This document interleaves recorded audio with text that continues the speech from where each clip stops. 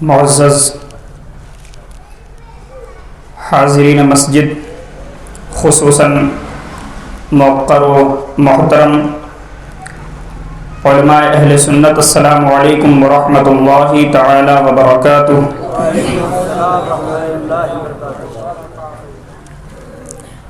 لک الحمد یا رب العالمین، والصلاة والسلام علی سید المرسلین وعلى آلہ واصحابہ اجمعین، اما بعد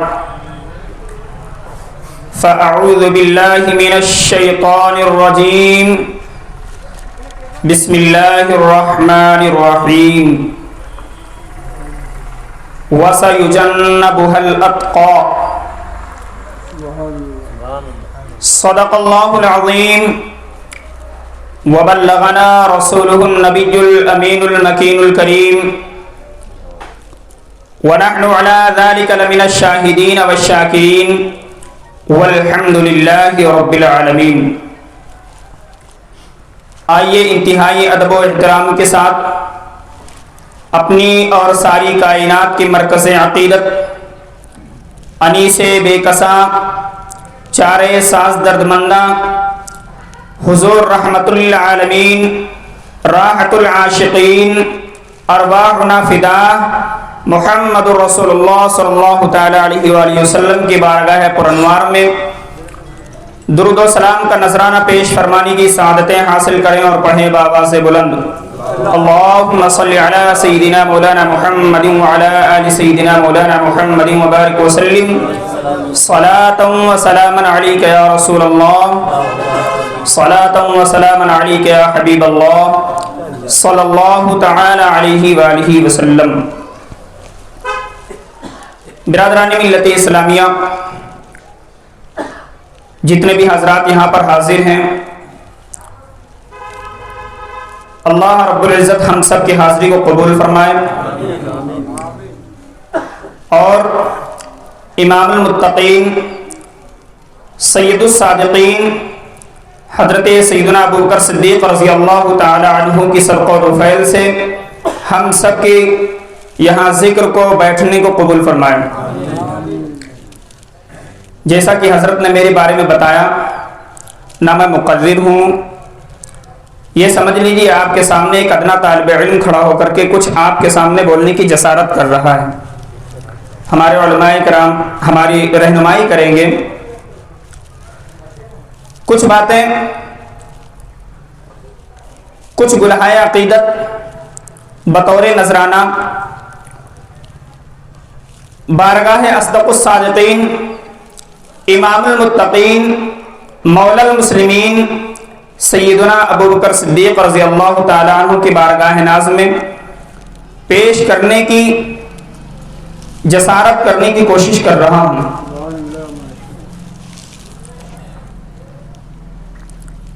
سید المتقین، اصدق الصادقین، چشم و گوش وزارت پہ لاکھوں سلام،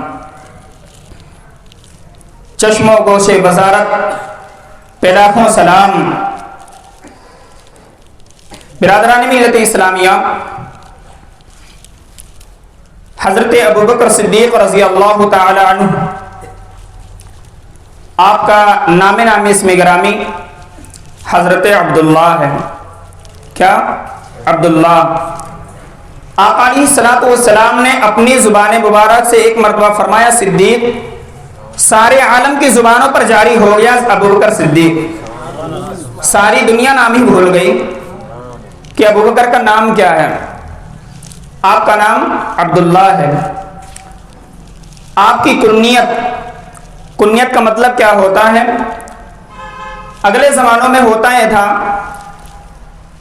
کہ جو جس سے انسیت رکھتا ہے یا اس کے اندر کوئی ایسی چیز پا لیتے تھے جس کی وجہ سے اس کا نام رکھ دیتے تھے۔ اور لقب، آپ کا لقب ہے صدیق، آپ کا لقب ہے عتیق وغیرہ، اس کے بہت سارے القابات ہیں۔ ابو بکر یہ آپ کی کنیت ہے اور بہت ہی قابل غور ہے۔ اسی پر ہماری پوری بات کا، ہماری پوری گفتگو کا دار و مدار ہے۔ بکر کہتے ہیں عربی میں ابتدا کو، شروعات کو، آغاز کو، اسٹارٹنگ، اٹھان کو۔ اب یہ دیکھنا ہے کہ ابو بکر کہاں کہاں اولیت حاصل کرتے ہیں۔ دیکھنا یہ ہے کہ آپ کے ساتھ جو کنیت جڑی ہوئی ہے اس کا اثر کہاں کہاں ہوا ہے اور آپ کی حیات مبارکہ میں کہاں تک جاری رہا ہے۔ یقیناً یہ آپ کی کنیت جو ہے آپ کے نام سے پہلے کسی کے ساتھ نہیں لگائی گئی، سب سے پہلے اولیت اسی میں آ گئی۔ اگر آج کل کا کوئی رافضی اگر وہ یہ کہے میں ابو بکر کو نہیں مانتا تو اس کے اتنے کہنے سے یہ ثابت ہو جاتا ہے کہ اس نے ابو بکر کو مان لیا۔ بکر کا معنی ہوتا ہے اولیت، شروعات۔ عالم ارواح میں جب اللہ رب العزت نے روحوں سے خطاب فرمایا اور اپنی ربوبیت کا وہاں پر اعلان فرمایا اور عہد لیا تو سب سے پہلے جس ذات گرامی نے اپنی زبان سے یہ فرمایا تھا کیوں نہیں تو ہی ہمارا رب ہے، تو سب سے پہلے بولنے والوں میں ابو بکر صدیق کی ذات تھی۔ عالم ارواحی میں اللہ رب العزت کی وحدانیت کی گواہی حضرت ابو بکر صدیق نے دی ہے۔ وہ تو عالم ارواح کی بات ہو گئی۔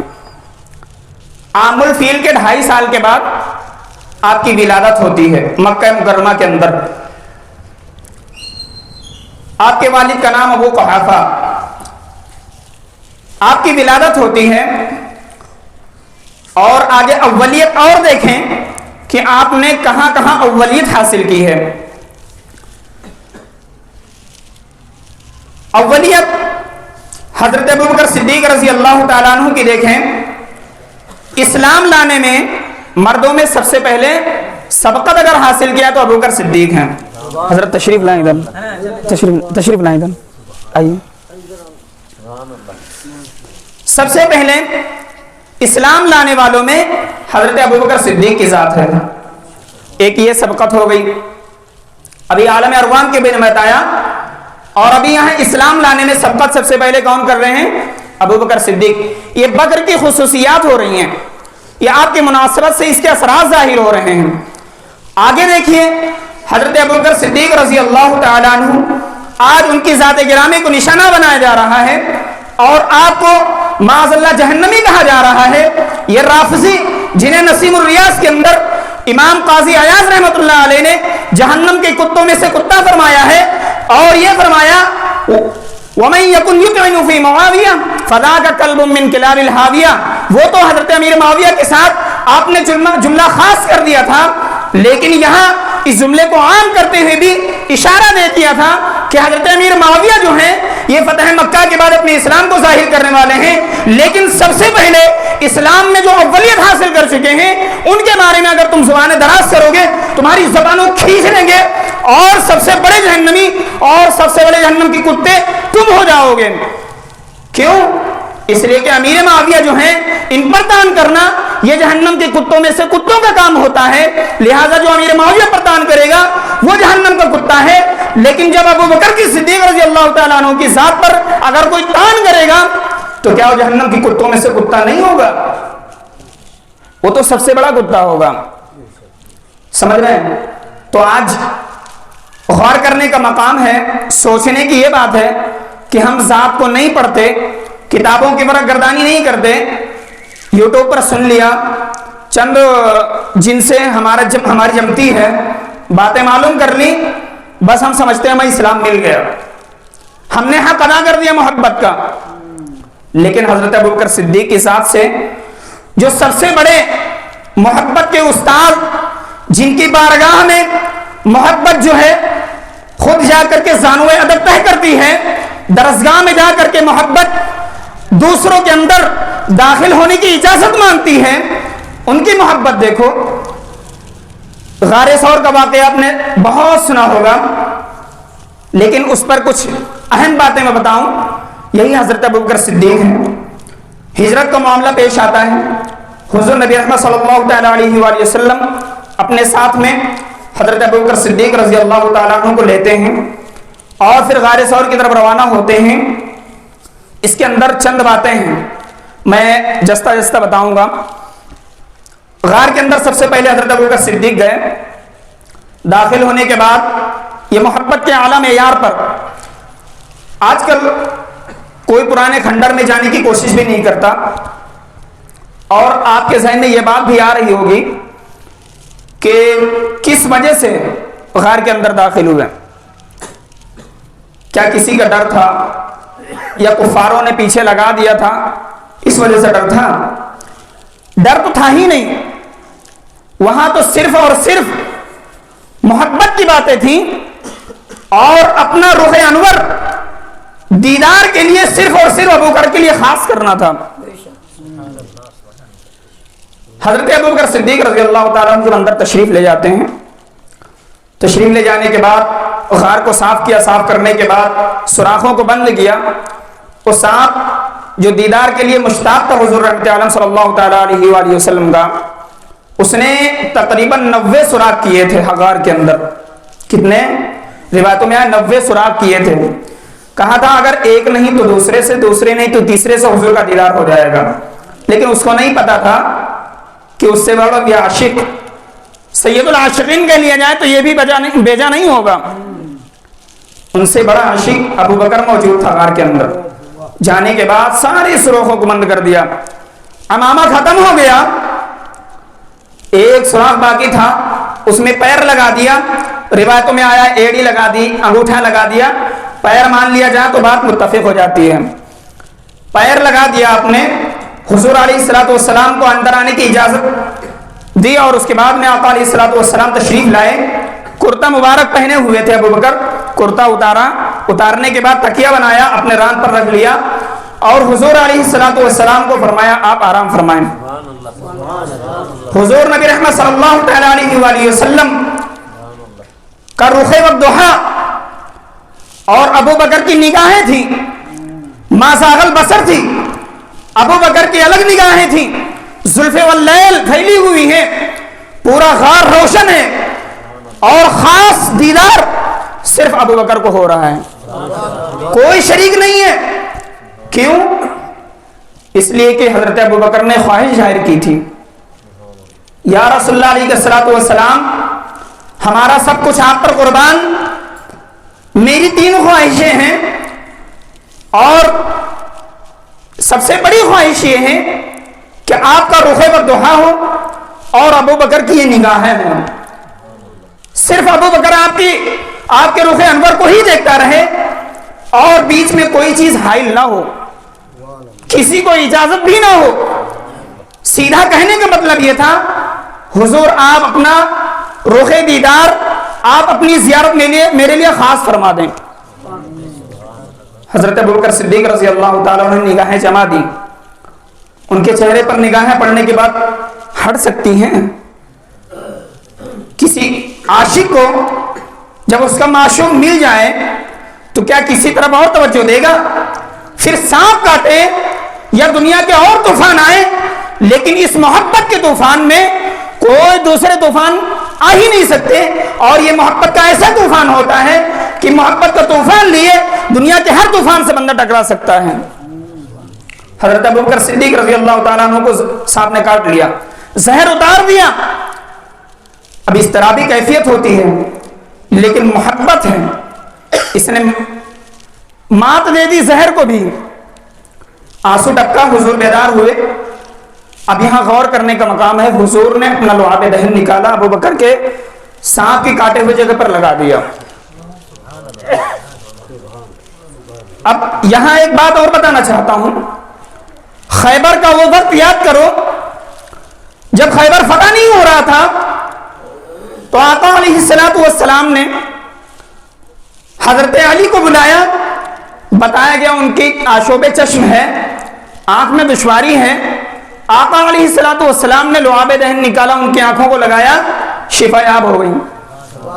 لیکن وہی لعاب دہن یہاں ابو بکر کے پیر میں لگ رہا ہے. علماء کرام بیٹھے ہوئے ہیں, ان سے پوچھ لیجئے پورے بدن کے اندر سارے اعضاء و جوارح میں جتنے بھی اعضاء ہیں سب سے اہم عضو جو ہے وہ چہرہ مانا جاتا ہے, اور چہرے میں جو سب سے زیادہ اہم مانی جاتی وہ آنکھ ہے. سمجھ رہے ہیں؟ اس آنکھ میں نبی پاک صلی اللہ تعالیٰ علیہ وآلہ وسلم نے لعاب دہن ڈالا تھا, لیکن وہی لعاب دہن ابو بکر کے پیر میں لگایا جا رہا ہے. یہاں سے فضیلت آپ سمجھ جائیں, میں باقی وضاحت نہیں کروں گا. فضیلتیں سمجھیں صرف ابو بکر کی, کس طرح سے افضل ہیں امت میں نبیوں کے بعد. پھر جب زہر نے کاٹا, آقا علیہ الصلوۃ والسلام نے لعاب دہن لگایا, افاقہ ہوا, طبیعت میں بہتری آئی.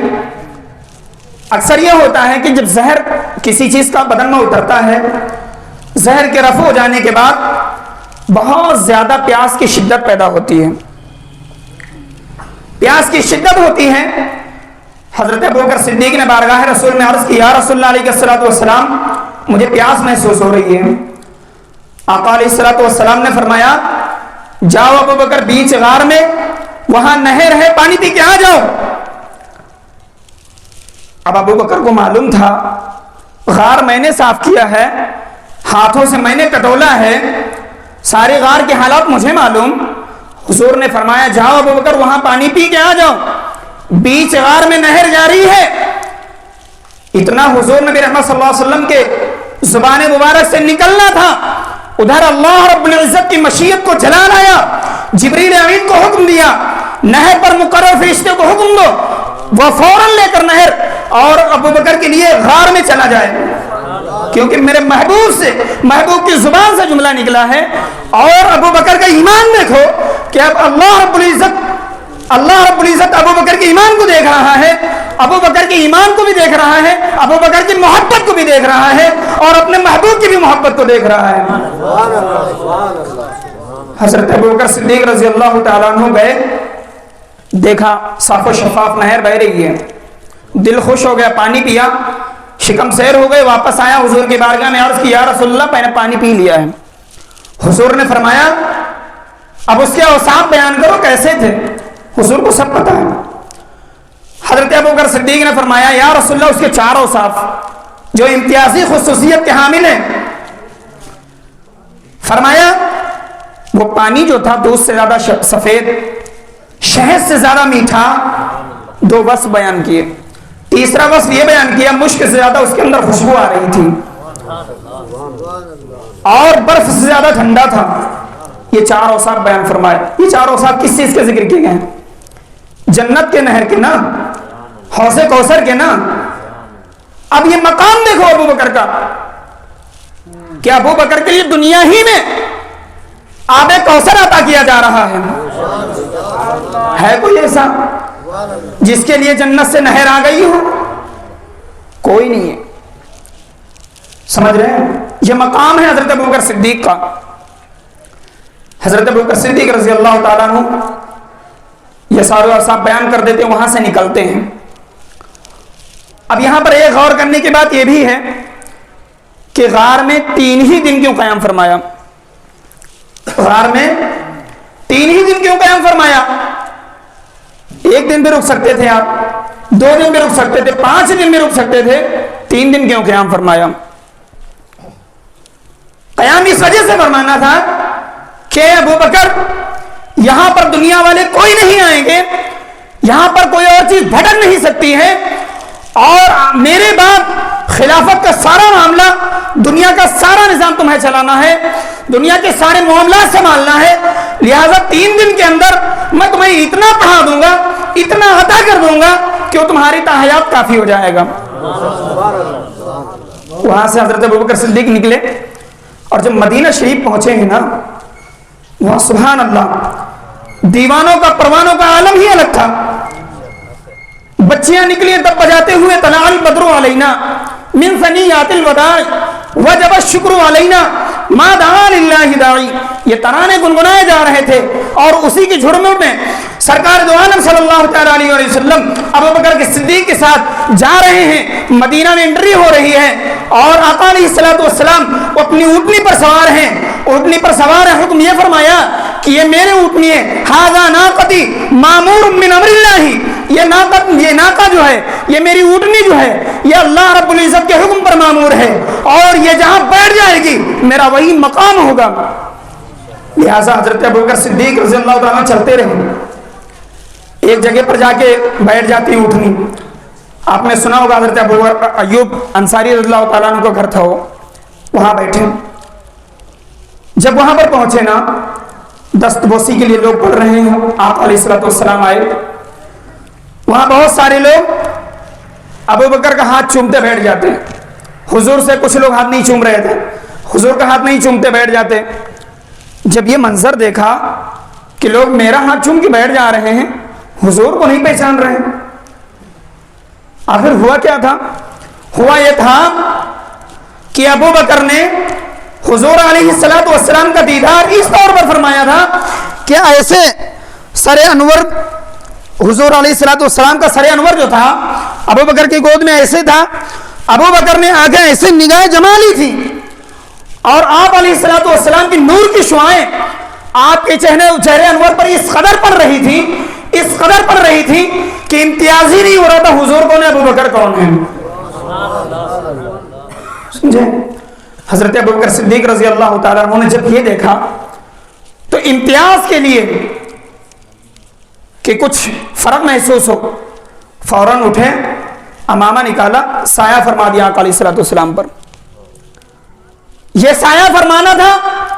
آقا علیہ السلام مسکرانے لگے، اے ابوبکر تمہارا یہ احسان میں ایسے اتاروں گا کہ کوئی بھی اس طرح سے احسان دنیا میں نہ کسی کا اتارا ہی نہیں، اور وہ احسان یہ ہے کہ تمہاری انتقال کے بعد میرا ساتھ ہوگا اور گنبد خضرا کا سایہ ہوگا تم پر۔ سمجھ رہے ہیں؟ آج تک بھی آپ کی قبر انور پر سایہ ہے، پڑوس حضور کا سایہ ہے گنبد انور کا۔ اچھا ایک اور بات، یہاں پر باتیں بہت ساری ہیں، بہت ساری چیزیں ہیں جو میں بتانے کی کوشش کر رہا ہوں، مگر ایک کے بعد دوسری بتا رہا ہوں۔ جتنے سنیں غور کریں اور خود بھی سوچیں کہ کس طریقے سے صحابہ کرام کی زندگیاں ہیں، کس طریقے سے محبت کرنے کا انداز ہے اور کس طریقے سے اتباع مصطفیٰ میں مقام ملتا ہے۔ حضرت ابوبکر صدیق رضی اللہ تعالیٰ عنہ جب یہ سایہ کر لیے، آقا علیہ السلام نے سبوں کو بٹھایا، مہاجرین بھی تھے، انصار بھی تھے، تو آقا علیہ السلام نے یہ نہیں فرمایا کہ آپ کے مہاجرین بھائی ہیں ان کے لیے گھروں کا انتظام کرو، میں آیا ہوں میرے لیے کچھ جگہ کا انتظام کرو، کچھ نہیں۔ آقا علیہ السلام نے سبوں کو بلا کر یہ فرمایا، اے لوگوں سنو، مجھے ایک جگہ کا انتخاب کرنا ہے جہاں پر اللہ کا گھر تعمیر کرنا ہے، بعد میں اپنا گھر تعمیر کرنا ہے۔ یہاں لوگوں کا معاملہ کیا ہے؟ اپنا گھر سب سے پہلے، بعد میں جائل بنائیں گے اللہ کا گھر۔ نمازی تو پڑھنا ہوتی رہے گی نا، لیکن یہاں پر آقا علیہ السلام کا معیار دیکھو اور امت کے لیے کس طریقے سے درس دے رہے ہیں یہ بھی دیکھو۔ آقا علیہ السلام نے مسجد کے لیے جگہ کا انتخاب کرنے کے لیے فرمایا یہ کس کی جگہ ہے؟ لوگوں نے بتایا 2 یتیم بچوں کی جگہ ہے۔ آقا علیہ السلام نے فرمایا بلاؤ ان کو، 2 یتیم بچوں کو بلایا گیا۔ آقا علیہ السلام نے فرمایا اے بچوں یہ تمہاری زمین ہے؟ کہا ہاں جی حضور۔ آقا علیہ السلام نے فرمایا یہاں اللہ کا گھر تعمیر کرنا ہے۔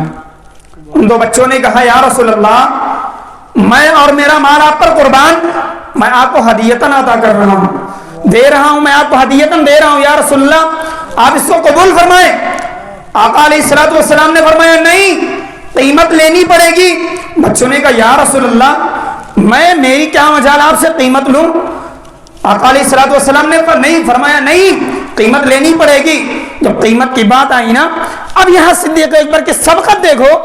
آقا علیہ السلام کا اتنا فرمانا تھا کہ جن لوگوں کو حصہ لینا ہے مسجد نبوی کی زمین میں، وہ آگے آئے. سب سے پہلے حضرت ابوبکر صدیق کی ذات کھڑی ہوئی اور کہا یا رسول اللہ علیہ الصلوۃ والسلام میرے رہتے ہوئے کسی اور سے چندہ لینے کی ضرورت نہیں ہے. سبقت دیکھو، سبقت، کچھ نہیں تھا، سب کچھ چھوڑ دیا تھا، چھوڑ کے چلے آئے، لیکن سبقت دیکھو. صدیق اکبر نے وہ زمین کا پیسہ ان یتیموں کو ادا کر دیا. کیا؟ ان یتیموں کو اپنے پاس سے رقم ادا کر دی. اور یہاں پر ایک پوائنٹ اور ہے کہ اللہ کے رسول صلی اللہ تعالی علیہ وسلم کو جب وہ دو بچے تحفے کے طور پر، ہدیے کے طور پر زمین دے رہے تھے تو تحفہ تو قبول کرنا چاہیے، ہدیہ تو قبول کیا جاتا ہے. حضور نے بھی فرمایا ہدیے کو قبول کرو، محبت بڑھتی ہے. آخر یہاں پر کیوں نہیں قبول کیا؟ تو اس وجہ سے نہیں قبول کیا تاکہ آنے والے زمانے میں کوئی یہ نہ کہہ سکے کہ حضور نے کسی یتیم کا حق چھین کر کے اس پر مسجد تعمیر کر لی تھی. آگے آنے والوں کے لیے منہ ہی بند کر دیا. اب اور دیکھیں یہاں پر ابوبکر کی شان، ابوبکر کی عظمت. اس جگہ پر مسجد تعمیر ہوئی جس کو مسجد نبوی کہا جاتا ہے. کیا؟ مسجد نبوی کہا جاتا ہے. اب آگے ابوبکر کے فضائل، آپ کی نیکیوں کو دیکھو. چاندنی رات ہے، چاند زبردست طریقے سے پوری آبوتاب کے ساتھ نکلا ہوا ہے. آسمان پر ستارے الگ سے مڑے ہوئے ہیں، زمین پر صحابہ کی انجمن ستاروں کی طرح الگ بیٹھی ہوئی ہے. آقا علیہ الصلوۃ والسلام تشریف فرمائے، فرمایا جتنے اوپر تارے دکھ رہے ہیں نا، ان تاروں کے برابر میں ابوبکر کی نیکیاں ہیں. کتنی؟ آسمان پر جتنے تارے ہیں عمر کی اتنی نیکیاں ہیں. عمر کی کتنی نیکیاں جتنے آسمان پر تارے ہیں. حضرت عائشہ نے کہا یا رسول اللہ میرے والد محترم کے بارے میں کیا فرمان ہے؟ آقا علیہ الصلوۃ والسلام نے فرمایا اے عائشہ تمہارے والد کی ایک نیکی اور عمر کی یہ ساری نیکی ان کے برابر میں ہے. سمجھ رہے ہیں نا؟ ایک نیکی اور یہ انجمن، ستاروں کے انجمن، اتنی ساری نیکیاں ایک نیکی کے برابر. اب وہ نیکی ہے کون؟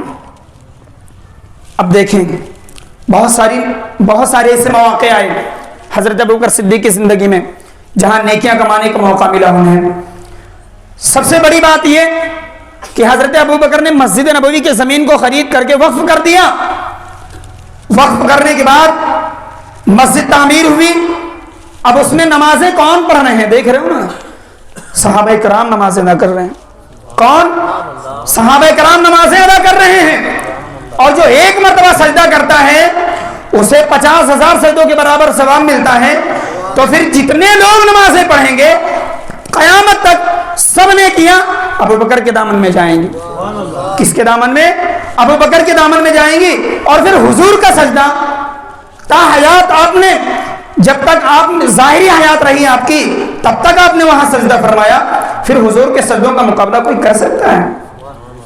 اچھا ایک اور بات، ایک اور پوائنٹ بہت خاص یہ سمجھ لیجیے کہ بہت سارے لوگ بیان کر کے چلے جاتے ہیں لیکن کچھ اور محسوس جو کرنا چاہیے وہ نہیں ہو پاتا ہے. حضرت ابوبکر نے زمین وقف کر دی، نماز پڑھنے لگے. اب غوث آئیں گے وہ بھی نماز پڑھیں گے، ابدال آئیں گے وہ بھی نماز پڑھیں گے، اقطاب آئیں گے وہ بھی نماز پڑھیں گے، اصفیاء آئیں گے وہ بھی نماز پڑھیں گے، غرض کی تمام علماء کرام آئیں گے وہ بھی نماز پڑھیں گے، صلحاء اعظام وہ بھی نماز پڑھیں گے، عارفین نماز پڑھیں گے، صدیقین نماز پڑھیں گے، شہداء نماز پڑھیں گے. تمام عالم اسلام کے مومنین جن کو اللہ رب العزت شرف بخشے گا وہ آ کر کے مسجد نبوی میں نمازیں ادا کریں گے. لیکن ان سب کی نیکیاں حضرت ابوبکر کے دامن میں آئیں گی. حضرت ابوبکر صدیق رضی اللہ تعالیٰ عنہ کی اسی زمین پر آقا علیہ الصلوۃ والسلام نے فرمایا میری ممبر اور میرے حجرہ کے درمیان جو جگہ ہے وہ روضۃ من ریاض الجنہ ہے. کیا ہے؟ جنت کے ٹکڑوں میں سے ٹکڑا ہے. آقا علیہ الصلوۃ والسلام چنانچہ یہ فرمانا چاہ رہے ہیں کہ اے دنیا کے لوگوں سنو، تم جا کر کے جنت میں بعد میں داخل ہوگے. ابوبکر نے اپنی زمین پر جنت اتار لی ہے. ابوبکر نے اپنی زمین پر جنت اتار لی ہے. اے جہنمی کتوں، اے رافضیوں، اے تفضیلیوں، تم ابو بکر کی شان میں بھونکتے ہو؟ ابو بکر نے دنیا ہی میں جنت زمین پر کما لی. ابو بکر نے حوض کوثر کا پانی پہلے ہی پی لیا. تم انہیں جہنم میں اور جنت سے جانے سے منع کرتے ہو. حضرت مولا کائنات آ رہے تھے ادھر سے ابو بکر, دیکھا مسکرانے لگے. کہا ابو بکر مسکرانے کی وجہ کیا ہے؟ ابو بکر نے کہا اے علی, ابھی میں نے آقا سے سنا ہے جنت میں وہی جائے گا جس کو آپ چٹھی دیں گے. جنت میں وہی جائے گا جس کو آپ چٹھی دیں گے. مولا کائنات نے کہا یہ بھی سنو, جس کے دل میں تمہاری محبت ہوگی وہی اسی کو میں چٹھی دوں گا. پتہ چلا جو دشمنی کرتے ہیں اور جو صرف مولا کائنات کے ساتھ محبت کا دعویٰ کرتے ہیں کوئی مطلب نہیں ہے. اسی وجہ سے میں مزید کہتا رہتا ہوں صرف اہل بیت کی محبت یہ رافضیت ہے, صرف صحابہ اکرام کی محبت یہ ناصبیت ہے. دونوں سے محبت کرنا, دونوں کو اپنی سراغوں پر بٹھانا, یہی مسلک اہل سنت والجماعت ہے. سمجھ رہے ہیں؟ حضرت ابوبکر صدیق نے اس طرح سے جنت کمائی ہے. حضرت ابوبکر صدیق رضی اللہ تعالیٰ عنہ کا مقام دیکھیے. میں بس بات ختم کر رہا ہوں, وقت زیادہ ہو رہا ہے. جب کبھی اور موقع ملے گا تو انشاءاللہ آپ کی زندگی کے مزید گوشے بیان کرنے کی کوشش کروں گا. آخری بات, حضور علیہ الصلوۃ والسلام کا جو وصال ہوتا ہے مدینہ کے اندر ایک عجیب کیفیت پیدا تھی. صحابہ اکرام دیوانہ وار گھوم رہے تھے. ایک دم عجیب سی حالت ہو گئی تھی. پورا مدینہ غم و اضطراب میں ڈوبا ہوا تھا. لیکن ابو بکر صدیق رضی اللہ تعالیٰ عنہ کے لیے 3 4 محاذ کھلے ہوئے تھے. چیلنجز سامنے تھے. روم کے لیے لشکر روانہ کیا جا چکا تھا. حضرت اسامہ کا وہ بھی واپس آ گیا تھا, اس کو بھی روانہ کرنا تھا. اور مسیلمہ کذاب نے ادھر نبوت کا دعویٰ کر دیا تھا, اس کی بھی سرکوبی کرنا تھا. اس کے علاوہ اور آپ کے سامنے بہت سارے محاذ تھے. ابو بکر صدیق نے ان سارے محاذ کو سمجھا, کیونکہ کہیں اور نہیں بارگاہ نبوت کے تلمیذ تھے, سب چیز تو وہیں سے سیکھا تھا نا. حضرت ابو بکر صدیق رضی اللہ تعالیٰ عنہ سارے حالات کا جائزہ لیتے رہے. حضرت علی کا یہ معاملہ تھا کہ آپ جا رہے تھے اور حضرت عثمان بیٹھے ہوئے ہیں. سلام کیا, سلام کا جواب ہی نہیں دیا حضرت عثمان نے. غم اتنا زیادہ ان پر غالب تھا. حضرت عمر فاروق اعظم نے ننگی تلوار لی اور مدینہ کی گلیوں میں گھومنے لگے. اگر کوئی کہہ دے گا کہ حضور کا انتقال ہو گیا سرگرم کر دیں گے. لیکن حضرت ابو بکر جتنا عشق تھا, جتنی محبت تھی, یہ سمجھ لیں کہ اگر ابو بکر کو بھوک لگتی نا حضور کی بارگاہ میں آ جاتے اور حضور کی طرف دیکھ لیتے اور کہتے یا رسول اللہ میری بھوک ختم ہو گئی. کھانا اور پینا صرف حضور کا دیدار تھا. اب بتائیے جس کی روزی ختم ہو گئی ہو, دیدار مصطفیٰ جس کا بند ہو گیا ہو, اس کے دل پر کیا حالت بیتے گی, کیا عالم ہوگا اس کا. حضرت ابوبکر صدیق رضی اللہ تعالیٰ عنہ نے غم کو اپنے سینے میں چھپایا اور تدفین وغیرہ کے سارے معاملات ہو گئے. چند دن گزرنے کے بعد حضرت عمر فاروق اعظم آمنے سامنے آئے ابوبکر صدیق کے اور کہا اے ابو بکر کیا تم مسواک نہیں کرتے, تمہارے منہ سے بھنے ہوئے گوشت کی خوشبو آ رہی ہے, کیا تم مسواک نہیں کرتے. ابو بکر صدیق رضی اللہ تعالیٰ عنہ نے کیا پیارا جواب ارشاد فرمایا, فہاں عمر معاملہ ایسا نہیں ہے, میں مسواک کرتا ہوں, حضور کی ہر سنت کو اپناتا ہوں, یہ تمہیں معلوم ہے. تو عمر نے کہا پھر معاملہ کیا ہے. تو حضرت ابوبکر صدیق نے کہا سنو, جس وقت آقا علیہ الصلوۃ والسلام کا وصال ہوا سارے لوگوں نے اپنے غم کو ظاہر کر دیا تھا, اپنے آنسوؤں کے ذریعے غم کو بہا دیا تھا. تنے تنہا میں ایک ایسا شخص تھا کہ سارے غم کو اپنے سینے میں چھپا لیا تھا. ان سینوں میں چھپانے کی وجہ سے, ان غموں کی وجہ سے میرا دل جل گیا تھا, بھنا ہوا گوشت کا لطھا ہو گیا. اس وجہ سے جب میں بولتا ہوں تو میرے منہ سے بھنے ہوئے گوشت کی خوشبو آتی ہے. اعلیٰ حضرت اسی کی منظر کشی فرماتے ہیں, تو نے تو کر دیا طبیب آتش سینہ کا علاج, آج کے دودھ آہ میں بوئے کباب آئی کیوں. آج کے دودھ آہ میں بوئے کباب آئی کیوں؟ آج میں سانس لے رہا ہوں تو بھنے ہوئے گوشت کی خوشبو کیوں آ رہی ہے؟ یہ مقام ہے حضرت ابوبکر صدیق کا. آپ کا وصال ہو جاتا ہے. آپ کے وصال کے بعد حضرت عمر فاروق اعظم کا گزر ہوتا ہے تو آپ کے حجرے کے پاس سے گزرتے ہیں فجر میں, تو جا کر کے پوچھتے ہیں حضرت اسما سے, جو حضرت ابوبکر صدیق کی بیوی ہیں, کہتی ہیں اے اسما بتاؤ تمہارے گھر میں روزانہ گوشت ہی پکا رہتا ہے؟ کہتی نہیں, آؤ. ہاتھ پکڑ لے کے جاتی ہیں اور گھر میں دکھاتی ہیں کہ یہ وہ جگہ ہے جہاں ابوبکر لیٹتے تھے اور پھر رات میں آہیں بھرتے تھے, سانس لیتے تھے, حضور کو یاد کر کے روتے تھے. ان سانس لینے کی وجہ سے وہ جگہ کالی ہو گئی ہے اوپر, اور اسی کی خوشبو آتی جاتی رہتی ہے. یہ عشق تھا. اب اپنا عشق کا جائزہ لیں.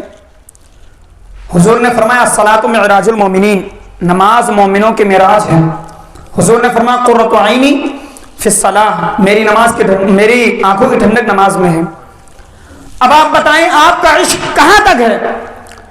نمازوں کو چھوڑتے ہیں, محبت کا دعویٰ کرتے ہیں, نعرے لگاتے ہیں, محبت کا دعویٰ کرتے ہیں, نماز ایک نہیں پڑھتے, نیاز کرتے ہیں, نماز نہیں پڑھتے, فاتحہ دلواتے ہیں, نماز نہیں پڑھتے. کیا یہ سب قابل قبول ہوگا؟ ہو بھی جائے تو کیا آپ کی محبت درست مانی جائے گی؟ ایک طرف تو حضور کو تکلیف دے رہے ہو, دوسری طرف اپنی محبت کا دعویٰ کر رہے ہو, تو اپنے دعوے میں جھوٹے ہو. سچ اسی وقت ہو سکتے جب حضور کے قول, فعل اور حضرت ابوبکر صدیق کے اعمال و افعال کو اپناؤ گے. سمجھ رہے ہو؟ حضرت ابوبکر صدیق رضی اللہ تعالیٰ عنہ کا یہ مقام ہے. موقع ملا تو انشاءاللہ پھر حضرت ابوبکر صدیق رضی اللہ تعالیٰ عنہ کی شان میں آپ کچھ اور باتیں, ان کے کچھ اور گوشے سنیں گے. اور یہ سمجھ لیجیے کہ چھوٹے منہ کی بڑی بات ہو گئی ہے, بہت کچھ ہے. اگر آپ کی حیات مبارکہ کے گوشے بیان کیے جائیں تو راتیں کم پڑ جائیں گی, دن کم پڑ جائیں گے, لیکن آپ کے مدح و قصائص کم نہیں پڑیں گے. اللہ رب العزت کی بارگاہ میں دعا ہے کہ جتنی باتیں میں نے کی اس میں جو غلطیاں ہوئی ان سے میں توبہ کرتا ہوں. استغفر اللہ ربی من کل ذنب واتوب الیہ. اور جو صحیح الہ العالمین سے اپنی بارگاہ میں قبول فرما, ہم سب کی حاضری کو قبول فرما, ہم سب کے دلوں کے جائز مقصد میں کامیابی ہمراہی عطا فرما. وآخر دعوانا الحمدللہ رب العالمین. السلام علیکم ورحمۃ اللہ تعالی وبرکاتہ.